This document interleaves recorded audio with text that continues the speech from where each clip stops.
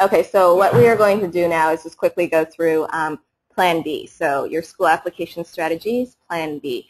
So a good way to do it is when you're making your long list and then moving to your short list of schools is to look beyond your dream school. So everyone probably has this school in mind that they really, really want to go to, but even if you have your heart set on a particular school, it's a good thing to consider other options. Just on the off chance you're not enrolled at that school of your choice and you don't want to be devastated, and that's if you do plan on going to university or college further on into your educational career. It's a good thing to keep your options open. You can even apply to a school and then transfer the following year, but a good thing to do is to look into that information.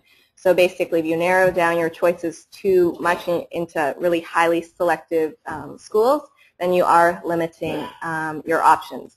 Definitely when I applied to universities the first time around, I did consider college at first. I did have a really high, well, I had a high, like 89% GPA, which is a decent GPA, and I did apply to 5 or rather 6 different universities.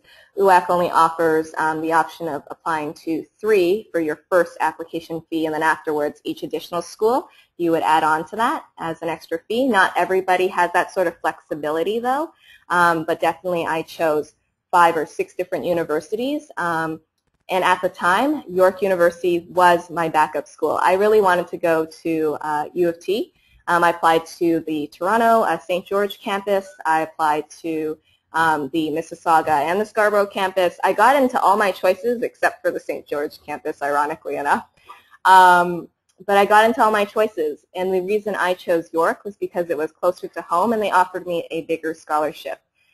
So those were some things I considered during the application process. It may be different for you, but basically do consider other options and look beyond your dream school. So when I took psychology, I was looking at other options too, and I looked at different schools.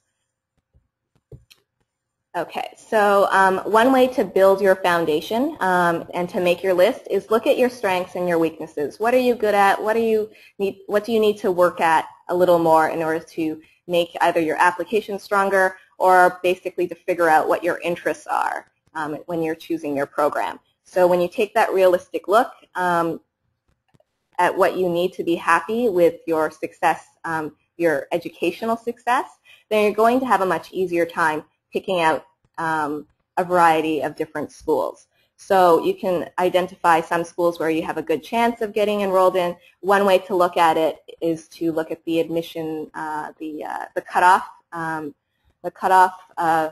grade for admissions. Of course, that's not necessarily cut and dry. What schools do is take the admissions average for the previous year's cutoff, and of course that can change depending on who has applied in terms of applications to the school, and so that can change from year to year. So the admission grade can be higher or lower.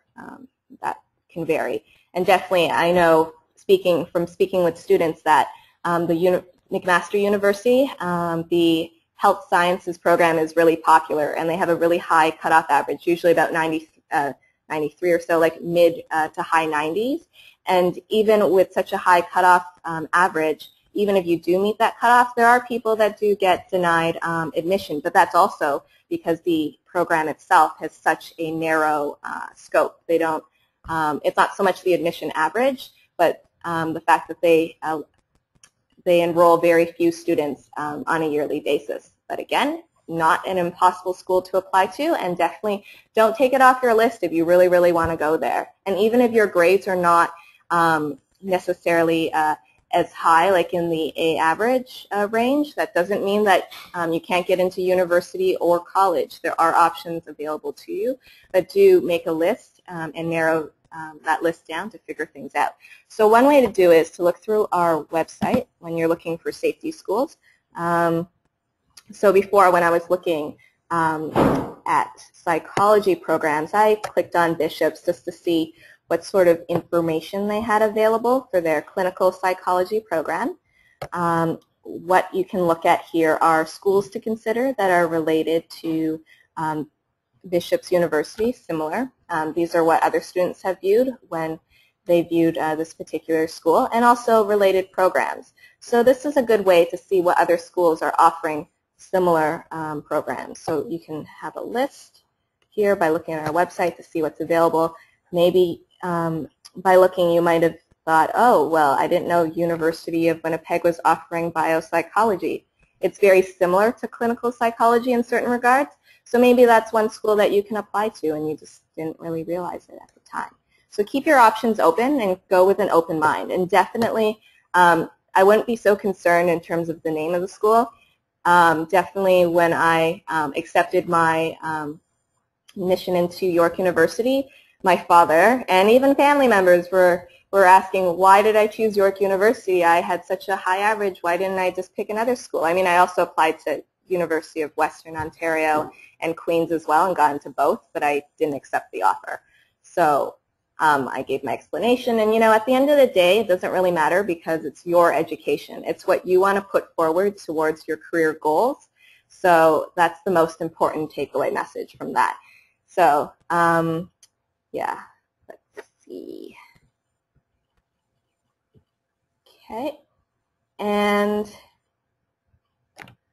now we're just going to quickly switch over to funding your studies. We did have some questions about scholarships in our question panel, and we will address that at the end of the presentation.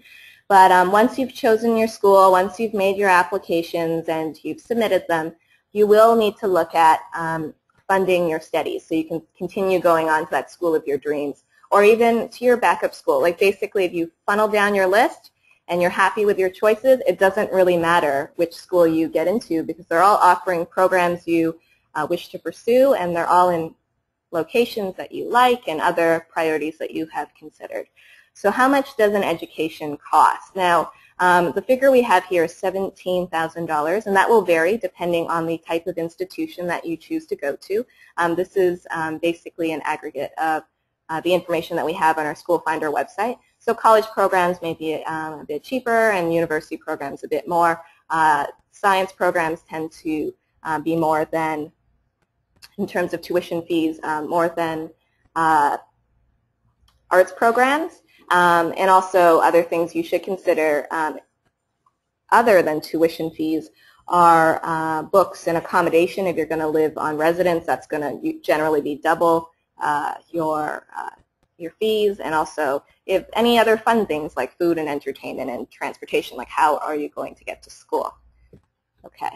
So when you're funding your education, a good thing to do is to look at scholarships. There's also other options in terms of financial aid, and you can apply for that later. In Ontario, you can apply for OSAP. Throughout different provinces, they have their own particular provincial application center, and you can apply for those for loans later. Generally, you should start doing that after you have made your application. I don't think the OSAP applications are available for the following year until generally around March or so. But anyway, if you go to the website, you can have a look. But basically for Scholarships Canada, we do have 5 tips where you can learn more information and win scholarships. One is be positive. If you go in with a negative attitude, you're going to have a hard time looking for scholarships. So be positive with your search and be proactive by starting early. So anyone attending this webinar right now, it's great because you're getting the inside information on what you need to do before you even have to do it. So that's excellent information. And also be prepared.